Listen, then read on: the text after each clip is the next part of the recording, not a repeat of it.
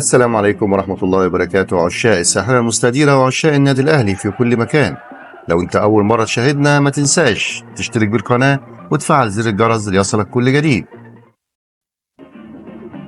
أثار محمد عبد المنعم مدافع الفريق الأول لكرة القدم بالنادي الأهلي أزمة جديدة داخل أروقة القلعة الحمراء بسبب رغبته في المشاركة مع المنتخب الأولمبي في أولمبياد باريس المقرر إقامتها في شهر يوليو المقبل.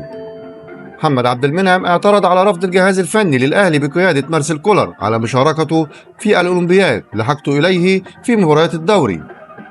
وتلقى عبد المنعم معلومات من أحد أعضاء الجهاز الفني للمنتخب الأولمبي برفض كولر انضمامه لبعثة المنتخب الأولمبي في باريس المشاركة في الأولمبياد، مما دفعه للاعتراض.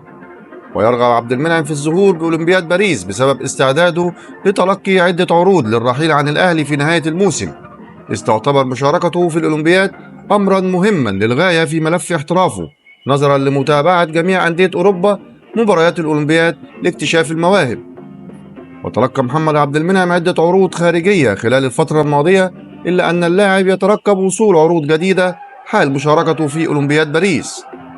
جدير بالذكر أن محمد عبد المنعم رفض تجديد عقده مع الأهلي الذي ينتهي في الموسم المقبل، وذلك بسبب رغبته في خوض تجربة الاحتراف خلال الميركاتو الصيفي 2024.